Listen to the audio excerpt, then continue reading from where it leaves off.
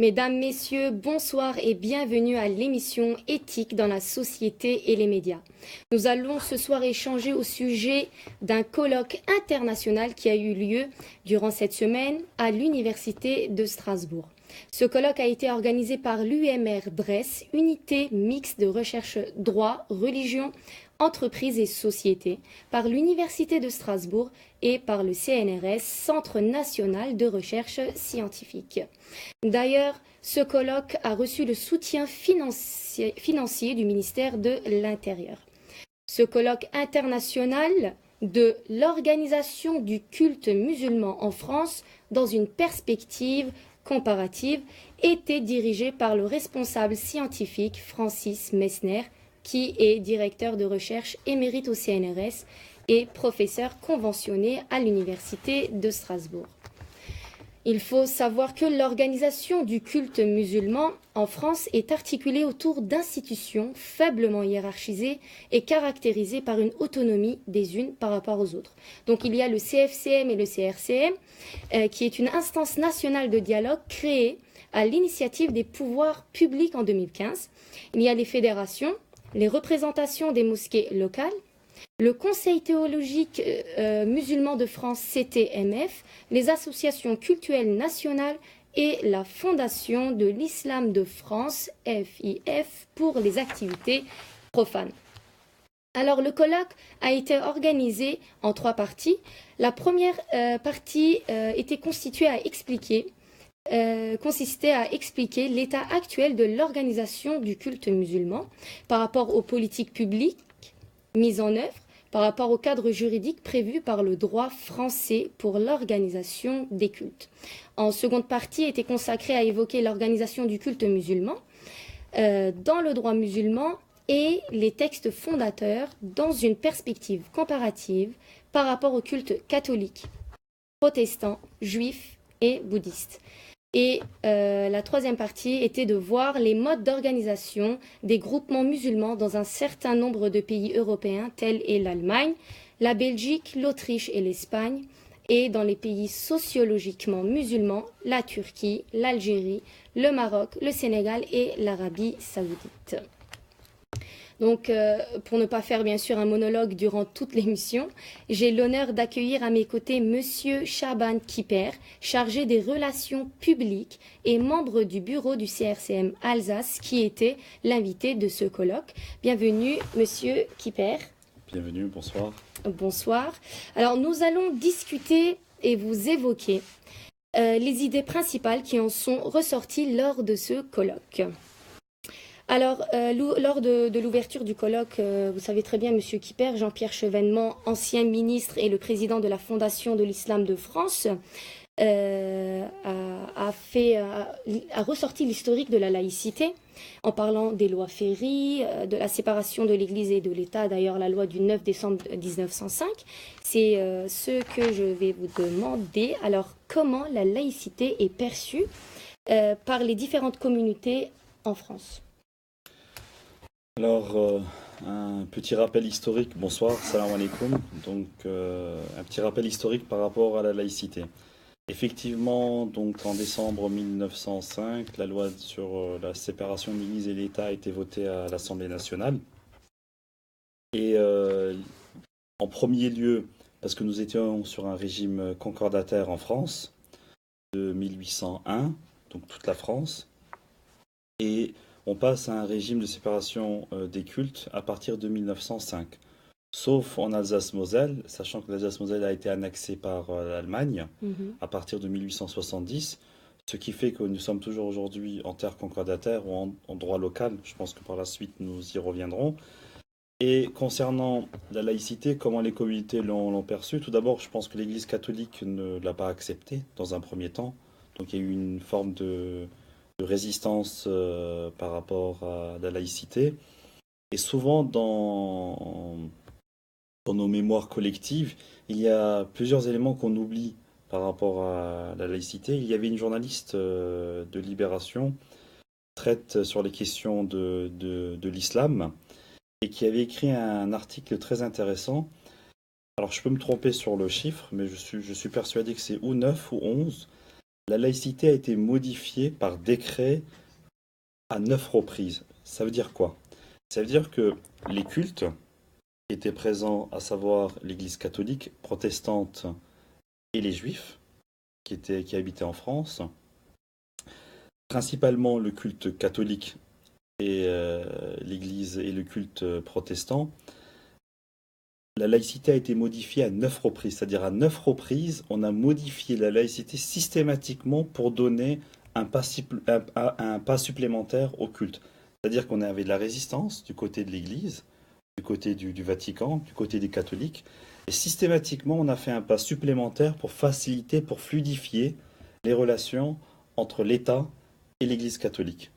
Et alors que quand on regarde la laïcité de l'étranger, de l'Allemagne, de la Belgique ou de la Turquie, on a le sentiment qu'on est sur un système séculaire à 100%, qu'il y a une séparation, que l'Église catholique ne dialogue pas avec l'État, que l'État ne dialogue pas avec l'Église catholique, qu'il n'y a pas de contact entre les relations entre l'État et les cultes, alors que on est en France dans une lignée, ce que j'appelle un peu dans une laïcité qui dialogue. On l'a vu parce qu'il y a eu 9 décrets d'application par rapport à la laïcité, et 9 fois la laïcité a été modifiée dans l'intérêt d'avoir une relation pacifiée avec l'Église catholique. Et concernant l'Alsace-Moselle, aujourd'hui nous sommes sur un régime de droit local. Donc c'est ce régime de droit local.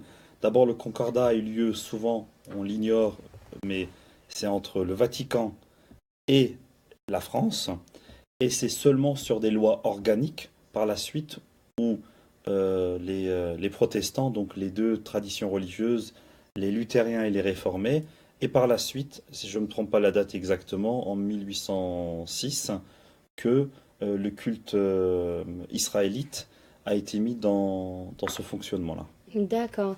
Donc, dans la loi de 1905, le mot, d'après Jean-Pierre Chevènement qui l'a explicité, il avait dit que le mot laïque ne passe pas explicitement dans la loi, mais le concept, il existait déjà. Et donc, la religion, en fait, l'islam n'y figurait pas. Pourquoi? Parce que dans ces moments-là, Il n'y avait pas de l'islam n'était musulmans. pas, bien sûr, n'était pas présent dans ces terres nationales. Mais est-ce que la République, quand elle s'intéresse à organiser un culte, est-ce qu'elle est toujours neutre? Est-ce qu'elle pourrait toujours être neutre? Moi, j'y crois pas. Je pense pas qu'il y ait un État neutre, ça n'existait pas. Je veux dire, un État, un gouvernement, on fait de la politique pour prendre une position. Oui, Après, la position peut aller dans l'intérêt du culte en question ou peut être dans un sens contraire. C'est pas vrai. Par exemple, Napoléon a créé le consistoire israélite en France en 1806. Les conditions dans lesquelles il l'a créé, je veux dire, il a imposé. Il a dit voilà, on crée un consistoire, on organise ça de cette manière-là. Et c'est pareil par rapport au culte catholique aussi. Bah, je veux dire, le Concordat en est le plus bel exemple. Je veux dire, c'est Napoléon qui a fait un arrangement avec le Vatican en 1801. Donc je veux dire, la position de l'État n'est jamais neutre. D'autant plus elle est moins neutre que ce qu'on oublie, c'est qu'avec la laïcité en France, l'ensemble des cultes sont, y compris les cultes construits avant 1905, sont propriété ou de la commune, quand c'est des grands édifices comme la cathédrale de Strasbourg, la propriété, c'est l'État qui en est propriétaire. mhm, Donc je veux dire, et donc à partir du moment où la commune ou l'État est propriétaire d'un lieu de culte, on est dans un État laïque, hein, oui. dont l'État est propriétaire d'un édifice religieux. Souvent dans nos mémoires collectives, c'est des éléments on est prêt à critiquer souvent des États euh, pour dire voilà, la laïcité n'est pas respectée, ou on a la séparation entre le pouvoir politique et le fait religieux n'est pas respecté. Donc on est sur une sur l'idée même de la laïcité, c'est-à-dire dans le fond, elle n'est pas respectée, alors que en France, l'État est propre, je veux dire je veux dire, c'est quand même un représentant d'une collectivité territoriale, et la commune est propriétaire de l'Église. Et donc c'est à la charge de la commune de rénover, d'entretenir ce patrimoine cultuel, La, la, la- là où il y a une simplicité, c'est dans notre région, en raison du droit local, c'est que le droit local permet notamment, non seulement la commune est propriétaire de l'édifice religieux, donc celles qui ont été construites avant 1905, et l'autre élément important, c'est que le prêtre ou le pasteur ou le rabbin est directement salarié de l'État. C'est-à-dire que ce qu'on ne sait pas, c'est que l'État met à disposition 58 millions d'euros, un peu plus de 1 millier, 1300 personnes sont salariées en Alsace-Moselle. Si je ne me trompe pas dans les chiffres, c'est à peu près euh, 800-900 personnes pour l'Église catholique, environ 300, un peu plus je crois, 400-500 pour l'Église protestante et 300-350 personnes pour le culte, non pas 350, je crois que c'est 60 ou 70 personnes pour le culte israélite. Il y a à peu près 1300 ou 1400 salariés et donc 58 millions d'euros, c'est énorme. On dit souvent que c'est les frais de charge de l'Opéra de Paris. Ça coûte 58. Ces 58 millions d'euros sont payés avec le contribuable, c'est-à-dire français, c'est-à-dire c'est toi, c'est moi, c'est nous tous qui contribuons justement à faire vivre ce droit local financièrement aujourd'hui en Alsace-Moselle. D'accord. Mais sinon, en France, quand on parle de la laïcité, elle est, me semble-t-il, elle est mal perçue dans le sens, il y a une mauvaise perception de la laïcité. On y croit vraiment que la laïcité, c'est vraiment la séparation totale euh, de l'Église et de l'État, de la religion de l'État, et que qu'aucune personne qui travaille, qui est dans l'ordre public, administratif ou dans l'État, ne pourrait appartenir à une confession. Donc il faut vraiment faire la part des choses de la laïcité qui est, à mon avis, qui est pas très bien perçue en France. Et d'ailleurs, il y a l'exemple de la Turquie qui présente une laïcité totalement différente de celle de la France. Alors, comme je l'ai dit, j'ai dit on est vraiment dans une laïcité en France qui dialogue. Et cette laïcité qui dialogue, par exemple à Strasbourg, au printemps dernier, le diocèse alsacien a eu un nouvel archevêque. Et en raison de ce droit local, donc du concordat qui est appliqué, le Vatican propose un archevêque et cet archevêque est présent et donc la proposition est faite au président de la République, dont le président de la République signe, donc nomme par décret d'application, si je ne me trompe pas, l'archevêque de Strasbourg. Donc on voit bien qu'il y a une relation, c'est-à-dire qu'il c'est pas quelque chose qui est opaque, où il n'y a pas de contact entre le fait religieux et l'État. Ça, c'est pas vrai. La preuve, je vais donner l'exemple en disant que les églises sont propriétaires, que l'ensemble, c'est pas seulement en Alsace-Moselle, c'est-à-dire qu'en France de l'intérieur, l'ensemble des églises, les petites églises, c'est les communes qui sont propriétaires de ces églises-là. Donc je veux dire, forcément, il y a une relation. Donc pour rénover ces églises-là, forcément, les communes préparent des délibérations, les font voter, les mettent dans leur budget annuel donc de la gestion municipale. Donc ça veut dire qu'il y a forcément une relation avec le diocèse, avec la communauté protestante ou avec la communauté juive qui existe. Forcément, il y a des contacts. Sauf que nous, en tant que musulmans, moi en tant que franco-turc de confession musulmane, on a un regard un peu critique. Pour quelle raison? C'est que la loi du 15 mars 2004 la loi sur Burqa 2010. sur la burqa en 2010, je veux dire à un moment donné, même si la loi dite de 2015 sur la laïcité, je veux dire c'était les musulmans qui étaient les plus frappés et on l'a fait justement, pour moi c'est une loi liberticide et on l'a fait pour que les filles qui portaient le voile ne puissent pas aller à l'enseignement, notamment secondaire, au collège ou au lycée. Donc forcément, des fois, en fonction du gouvernement, en fonction de la coloration politique, on a des fois une laïcité très draconienne, une laïcité très dure, et je dirais avec un langage extrémiste. On a aussi des élus, je veux dire, qui existent à Strasbourg, qu'ils soient de droite ou de gauche, Mhm. qui sont des vrais élus laïcards. Ils ont une vraie vision de la laïcité avec un regard très dogmatique.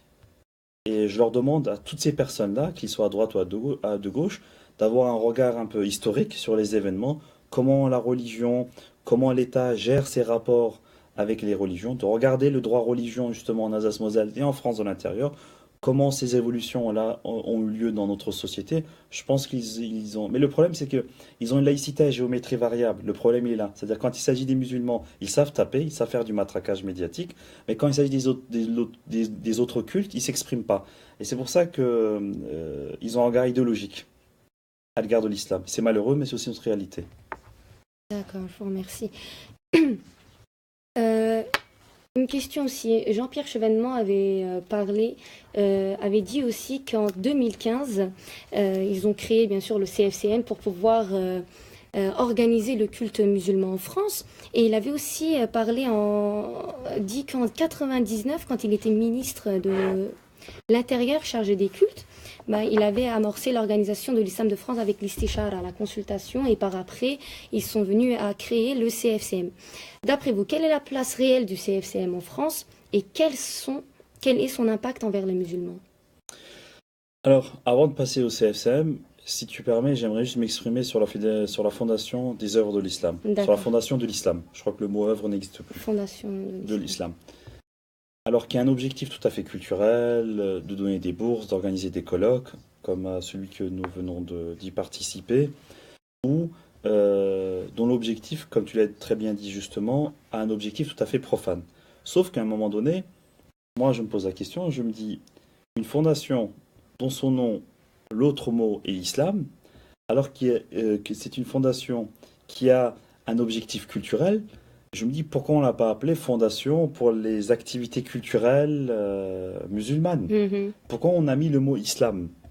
D'autant plus qu'à la tête de cette fondation-là, il a très bien expliqué le fonctionnement, nous avons un nom musulman.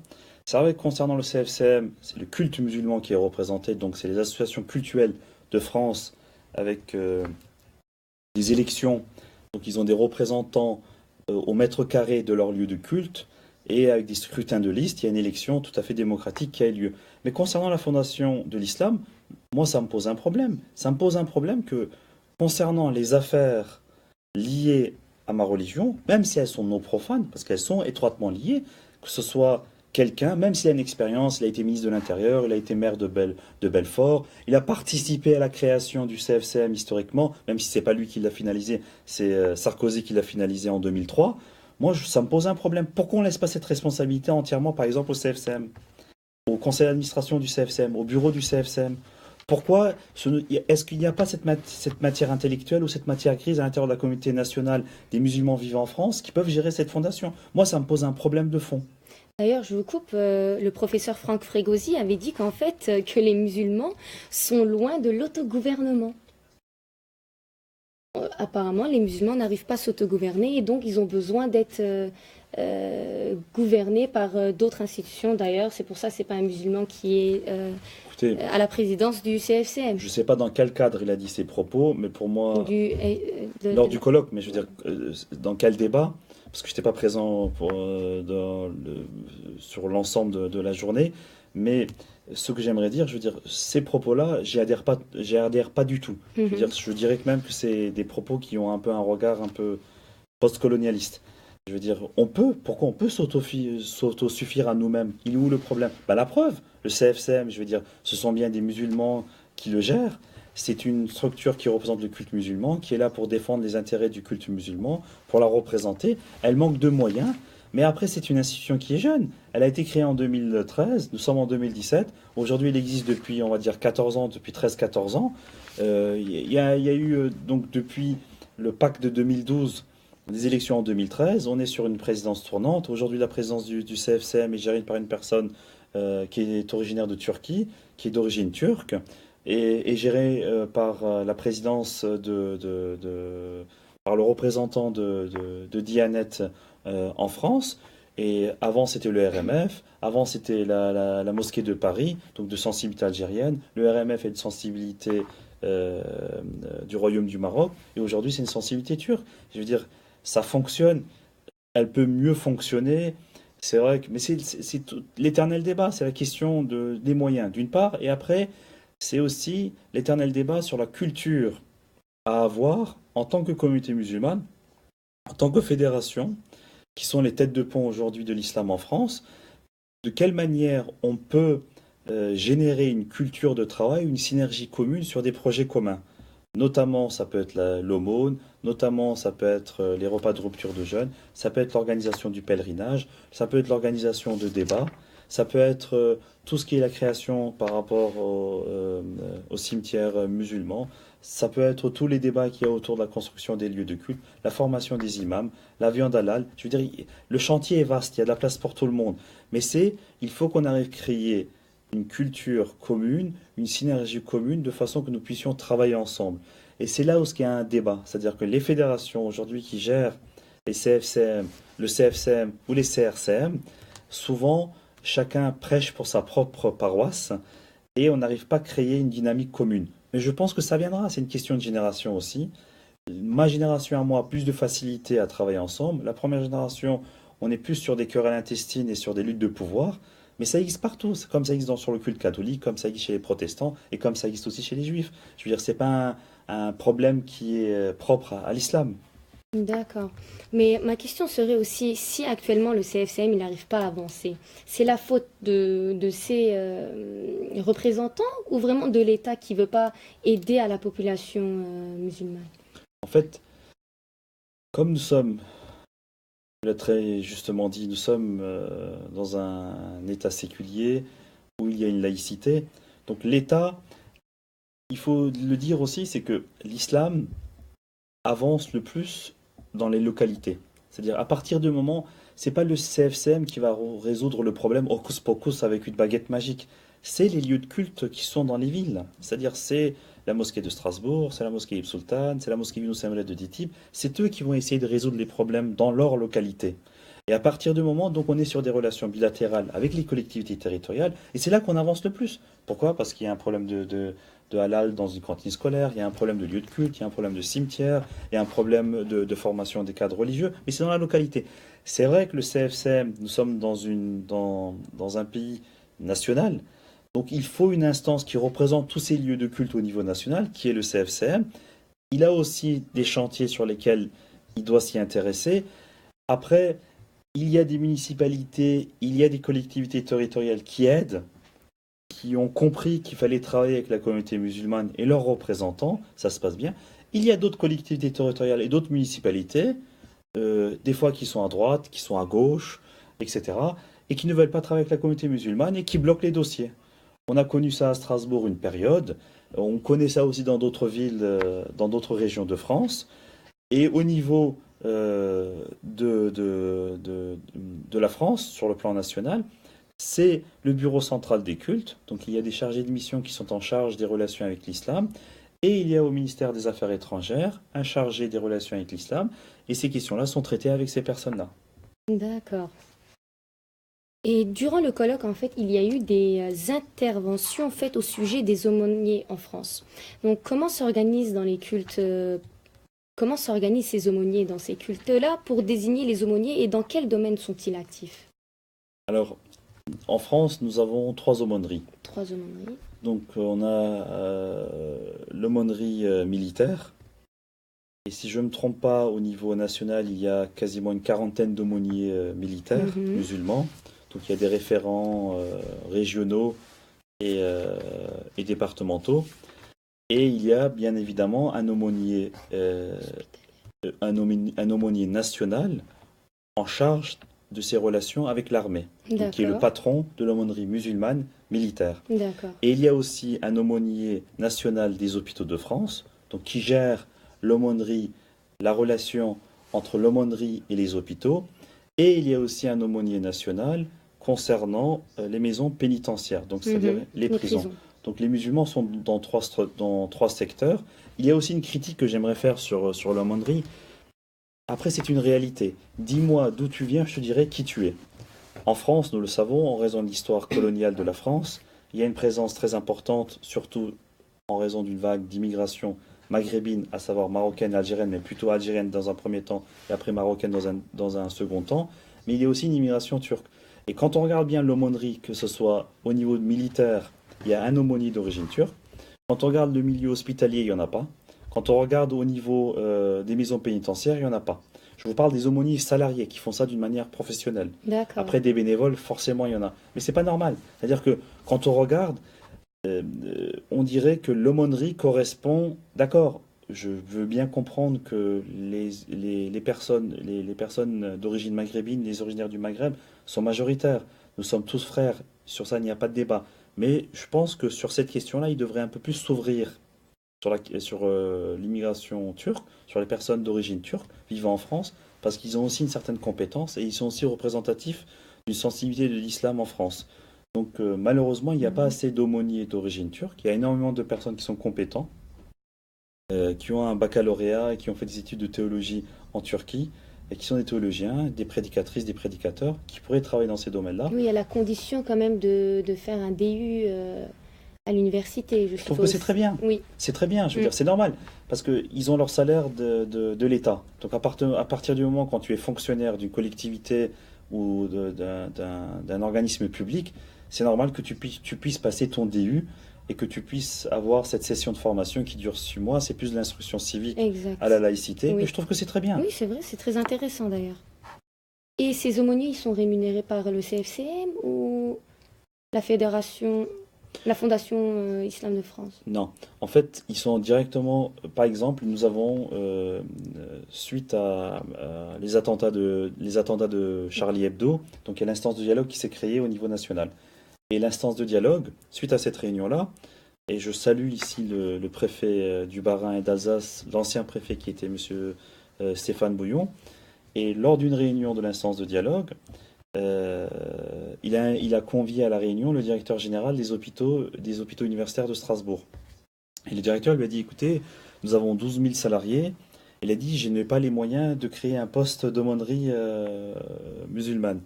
Et le préfet l'a repris, il lui a dit, comment ça? Vous avez 12 000 salariés? Il a dit, vous n'arrivez pas à créer un poste? Il a dit, j'en fais mon affaire personnelle. Il a dit, je mettrai tous les moyens nécessaires pour créer cette... Et grâce à la pression, on va dire, ou la décision du préfet, ce poste d'aumônerie musulmane a été créé et aujourd'hui Mohamed Lataï est aumônier donc aux hôpitaux universitaires de Strasbourg, donc est salarié de l'hôpital. Donc c'est pas le CFCM qui salarie, mais les aumôniers sont directement salariés des organismes pour lesquels ils sont aumôniers. C'est-à-dire que si c'est l'hôpital, c'est C'est un la autre. prison. Voilà, C'est c'est la la prison. prison, je pense que c'est le ministère de la Justice par l'intermédiaire des maisons d'arrêt ou d'autres maisons pénitentiaires. Donc chacun est salarié dans l'organisme dans lequel il est aumônier. Mais c'est l'organisme qui fait la demande.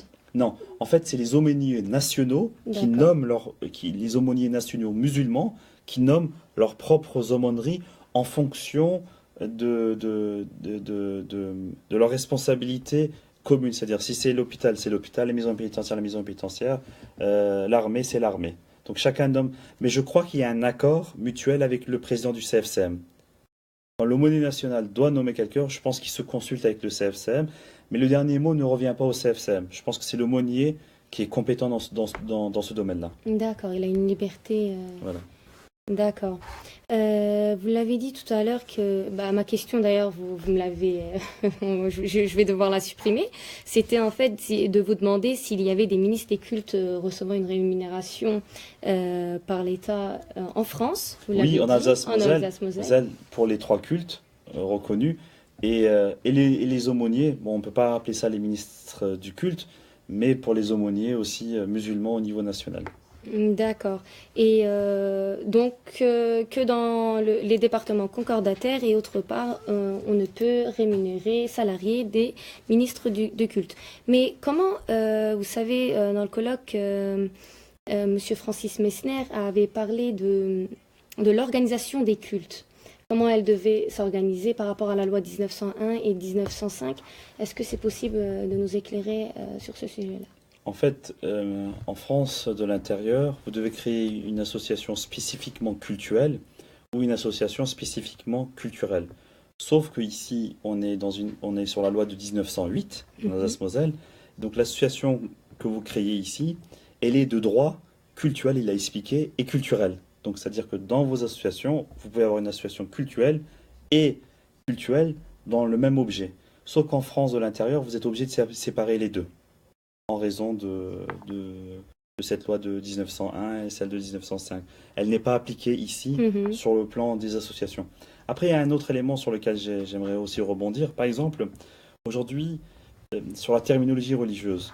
En France, aujourd'hui, le mot islamisme, c'est un mot qu'on ne peut plus utiliser. Exact. On parle de catholicisme, on parle de protestantisme, mais on ne peut pas utiliser le mot islamisme. Alors que quand on regarde les archives, notamment les anciens journaux, l'illustration, le petit journal, lorsqu'on parle de l'islam, on parle de l'islamisme.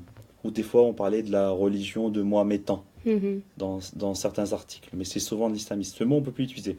Aujourd'hui, en raison de la guerre qui est proclamée contre Daesh, par exemple, on a un site internet qui s'appelle djihadisme.gouv.fr. Moi, ça me choque. Je veux dire, ça me touche dans ma dignité. Qu'on dit que, voilà, contre les extrémismes.gouv.fr, je peux comprendre. Mais lorsqu'on met djihadisme, le mot djihad est un mot sacré pour nous en tant que musulmans. Il est utilisé plus d'une centaine de fois dans le Coran. Mais le fait qu'on fasse djihadisme.gouv.fr, on est sur un hold-up des idées, et je trouve qu'on devrait changer ce mot-là. Qu'on fasse un combat contre Daesh, certes c'est légitime, c'est nécessaire. Qu'on fasse un combat contre le radicalisme, c'est une nécessité, c'est nécessaire. Mais qu'on appelle un site internet djihadisme, je ne suis pas d'accord. On peut l'appeler différemment. Je veux dire, on peut faire le même combat en l'appelant différemment. C'est tout. Et je pense qu'on est sur une crise identitaire. Regardez, comment se fait-il qu'en France, le nombre de jeunes qui sont partis en Syrie, on retrouve très peu de jeunes, quasiment pas, des originaires de Turquie. Pourquoi? Parce qu'à un moment donné, dans la langue... Parce que qu'est-ce qu'on veut dire par l'islam de France? C'est quoi le débat? On parlait de l'organisation du culte musulman, mais on a aussi parlé de l'islam de France. C'est-à-dire qu'à un moment donné, on est sur ce sentiment-là. L'islam de France est synonyme, est égal à islam dénudé de toute tradition religieuse, culturelle du pays d'origine. Non, moi je suis père de famille, je suis le papa de 3 enfants. Mes enfants apprennent l'islam à travers la langue turque et ça se passe très bien. Ils sont complètement bilingues, ils maîtrisent la langue française et ils maîtrisent la langue turque. C'est-à-dire que ce n'est pas une langue au détriment de l'autre. Moi je pense que maîtriser la langue turque et apprendre l'islam à travers la langue turque, et également parler de l'islam à travers la langue française est une nécessité, ok, on peut le faire. Et je pense que les deux peuvent cohabiter ensemble. C'est pas islam de France au détriment des langues d'origine. Ça, je ne suis pas d'accord. C'est-à-dire que nous, les musulmans originaires de Turquie, et même ceux du Maghreb, nos rituels de pratique religieuse ne sont pas les mêmes. À un moment donné, nous sommes hanifites, et d'accord, nous sommes les Maghrébins et nous-mêmes, nous sommes sunnites, nous sommes hanifites et maturidis. Eux, ils sont malikites et sharia. Nos rituels de pratique religieuse ne sont pas les mêmes. On n'a pas un débat théologique sur nos pratiques religieuses, certes, et même sur beaucoup de sujets. On n'a pas de clivage théologique, mais nos pratiques ne sont pas les mêmes. Par exemple, dans toutes les mosquées turques, gérées par des personnes d'origine turque qui vivent en France, il y a un espace pour le muezzin. Peut-être c'est un petit détail, mais par exemple, après les prières ou les louanges surérogatoires autour du chapelet, les personnes d'origine turque le font. Dans les mosquées maghrébines, ce n'est pas du tout fait. Alors que les personnes d'origine turque le font parce que ça a été codifié pendant l'Empire ottoman. Et on continue cette tradition. Pourquoi changer de tradition et de pratique religieuse alors que ça fonctionne très bien? Ce que j'essaie de dire par là, il y avait Olivier Roy qui avait écrit un article très intéressant sur ce sujet-là. Pourquoi les Turcs ont été épargnés de Daesh? Parce que justement, dans notre pratique religieuse, la manière dont on a appris l'islam à nos enfants là, et la manière dont c'est codifié et c'est instruit dans nos lieux de culte, et toutes sensibilités confondues, que ce soit Diyanet, DİTİB, ou que ce soit la communauté islamique du Milli Görüş, que ce soit les centres culturels turcs de Süleyman Efendi, ou que ce soit même Semerkant, Menzil, la Tarikat, tous, je veux dire, nos jeunes ont été épargnés. Parce que dans l'apprentissage de l'islam, à travers la langue turque, forcément dans la langue, même si c'est un effet culturel, dans le culturel, il y a des éléments religieux. Et je pense que ça a donné à nos enfants, ça a donné le fait qu'ils ne sont pas en recherche, en quête d'identité. Ils sont en paix et en phase avec leur propre réalité sociologique et culturelle. Et ça, c'est un élément très important. Alors que dans tout le tapage médiatique qu'on a par rapport à l'islam de France, on a le sentiment qu'on essaye de nous enlever quelque chose. On essaie de nous arracher quelque chose. D'ailleurs, je vous coupe la parole, le sénateur monsieur André Reichart avait dit qu'en fait, pourquoi ils veulent instaurer l'islam de France? Parce qu'il y a des imams qui viennent des pays étrangers, tels est l'Algérie, ou bien le Maroc, ou la Turquie, et ils viennent ici en France pour pour faire de la prédication, mais comme ils n'ont pas rencontré de catholiques, de juifs, etc., ils n'arrivent pas à se comporter correctement en face d'eux, ils n'arrivent pas à parler et ils sont là à rejeter les autres religions et c'est pour cela qu'ils veulent faire un islam de France. D'après son rapport, voilà, c'est vrai qu'il avait fait un rapport sur le djihadisme en tant que sénateur, si je ne me trompe pas, ou pour le Sénat. Il y a un élément très important. Je vais vous donner plusieurs exemples. Aujourd'hui en France, nous avons 15 000 prêtres. Sur les 15 000 prêtres, il y en a 1700 qui viennent de l'étranger, dont 1 millier qui viennent de l'Afrique noire. Est-ce qu'il y a un débat en France en disant que l'Église catholique est récupérée par les Africains? Il n'y a pas de débat. Non. Voilà. Il y a 1700, vous imaginez, Madame Bayrak, il y a 1700 prêtres qui viennent de l'étranger, dont 1 millier qui viennent de l'Afrique noire. Je veux dire, c'est un chiffre très important. Concernant, à un moment donné, je ne sais pas si c'est le cas aujourd'hui, les prêtres protestants étaient financés par le Danemark. Je crois qu'aujourd'hui, ils ne peuvent plus le faire en raison d'un cadre juridique législatif qui a évolué. Mais à une période donnée, ils étaient financés par le Danemark. À Strasbourg, nous avons une église orthodoxe russe. Nous avons une église orthodoxe roumaine. Moi, je discute avec ces personnes, avec leurs responsables. Ils me disent, écoutez, une partie de notre culte a lieu en roumain. Et une autre partie, je pense que c'est la langue liturgique par rapport au texte sacré. Je pense que ça doit être des phrases en latin, si je ne me trompe pas, y compris pour les Russes. Je veux dire, ils le disent aussi, une partie aussi en langue russe. Nous avons des Polonais à Strasbourg. Ils ont une église qu'ils occupent près de la gare. Leur culte est aussi célébré en langue polonaise. Est-ce qu'il y a un débat sur ces questions-là? Non, pas du tout. Nous avons des Africains énormément dans les églises évangéliques. Ils le font aussi dans leur langue d'origine. Pourquoi, quand il s'agit de l'islam, on essaie systématiquement, avec un tapage médiatique, de dire, écoutez, il faut que les imams parlent la langue française. Et moi, je leur dis, écoutez, les imams, ils parlent la langue de l'islam, elle est universelle. Ils parlent la langue en fonction de la communauté de fidèles qu'ils ont en face d'eux. Si la communauté de fidèles est d'origine turque, ben, qui s'exprime en langue turque. Si la communauté de fidèles qui est en face d'eux, elle est complètement francophone, qui s'exprime en langue française. Et je trouve qu'à un moment donné, d'avoir systématiquement un débat sur cette question-là, ça offense la communauté musulmane et ça la touche dans sa dignité, premièrement. L'autre élément important, il y a 2300 lieux de culte en France. Il y a 150, avec un accord cadre entre la France et la Turquie, 151 imams qui viennent de Turquie. Environ 120 imams qui viennent d'Algérie et 80 imams qui viennent du Maroc. Lorsqu'on cumule ces les imams venant de Turquie, du Maroc et d'Algérie, on arrive grosso modo à 300 imams. Il y a 2300 lieux de culte. Donc on est complètement sur un débat qui est faussé et qui n'a rien à voir avec la réalité. C'est-à-dire qu'il y a 2300 lieux de culte. Tous ces imams-là, au total, lorsqu'on les additionne, ça fait à peu près 300 ou 350 imams, alors qu'il y a en France 1950 mosquées d'imams qui ne viennent pas de l'étranger, d'accord? Et qui s'expriment en langue française. Et je pense que ceux qui disent ça, notamment les élus, parce que les personnes qui maîtrisent ces questions-là, notamment M. Messner ou M. Frégosi, qui suivent ces questions-là depuis très longtemps, depuis plusieurs décennies, sont en phase avec la réalité du monde musulman en France. Mais les élus politiques, qu'ils soient à droite ou à gauche, d'accord, ou même macronistes ou en marche, je leur demande de se mettre en phase avec la réalité du terrain. Et je dirais qu'il y a beaucoup plus d'imams qui parlent en langue française et qui prêchent en langue française et qui s'expriment en langue française dans les lieux de culte musulmans en France, plus que ce qu'ils s'imaginent. Il y a un nombre très important. On a le sentiment que systématiquement, on parle d'une langue étrangère dans ces lieux de culte. Il y a une réalité, mais je veux dire, moi, je suis un franco-turc. Pour moi, ma culture d'origine, je veux dire, ma langue d'origine, elle est importante. C'est ma relation avec ma mère, c'est ma relation avec mon père, c'est ma relation avec mon pays d'origine. Et dans ma relation avec mon pays d'origine, il y a des éléments culturels, il y a des éléments religieux, il y a des éléments de fête, il y a des éléments... Il y a tout. Donc tout ça, ça fait mon identité. Ça fait ce que je suis aujourd'hui.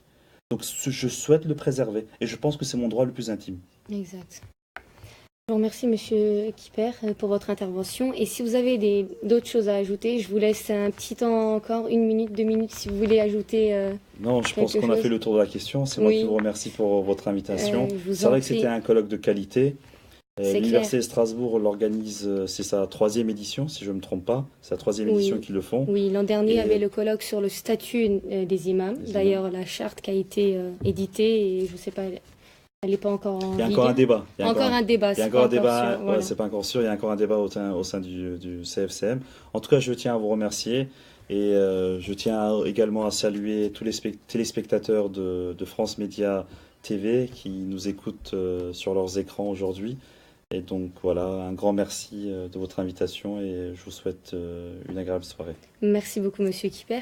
Alors, avant de clôturer l'émission, je voudrais juste vous informer au sujet de 2 nouvelles formations qui ont été créées par l'Université de Strasbourg, 2 formations, l'une sur le diplôme d'université européen, DU, connaissances et pratiques de l'interreligieux, et le deuxième diplôme de master européen, interreligieux et société. C'est un projet qui est réalisé avec 3 pays, bon, la France, l'Allemagne et la Suisse. Donc si vous êtes intéressé, voici le flyer, si vous arrivez à visualiser. Voilà. Donc je tiens à remercier Monsieur Kipper, à remercier d'avoir participé à notre émission et vous remercie, vous, chers téléspectateurs, d'avoir accordé du temps à nos côtés. Et vous donne donc rendez-vous la semaine prochaine, vendredi à 19h30, en espérant vous retrouver dans notre émission. Que la paix soit sur vous.